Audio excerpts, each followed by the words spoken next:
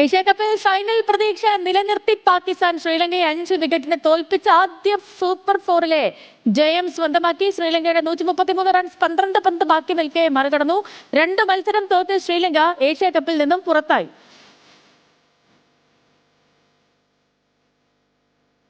Spanish ലീഗിൽ Real മാഡ്രിഡിന് തുടർച്ചയായ 6ാം ജയം.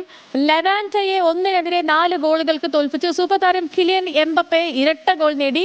ജയത്തോടെ ലീഗിൽ ബാഴ്സലോണയുമായുള്ള പോയിന്റ് വ്യത്യാസം 5 വർദ്ധിപ്പിക്കാനും റയലിനായി.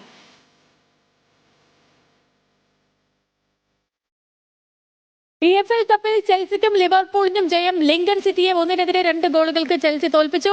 സതാപ്റ്റനെ ഇതേ സ്കോറിന് തോൽപ്പിച്ച ലിവർപൂളും EFL കപ്പിന്റെ 4ാം റൗണ്ടിലെത്തി. ലിവർപൂളിനായി സൂപ്പർ താരം അലക്സാണ്ടർ ഇസാക്കയാണ് ആദ്യ ഗോൾ നേടിയത്.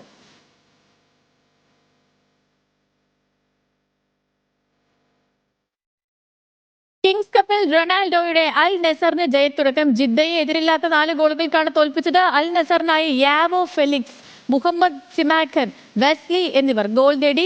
ജിദ്ദയ്ക്കെതിരെ റൊണാൾഡോ കളിക്കാൻ ഇറങ്ങിയിരുന്നില്ല.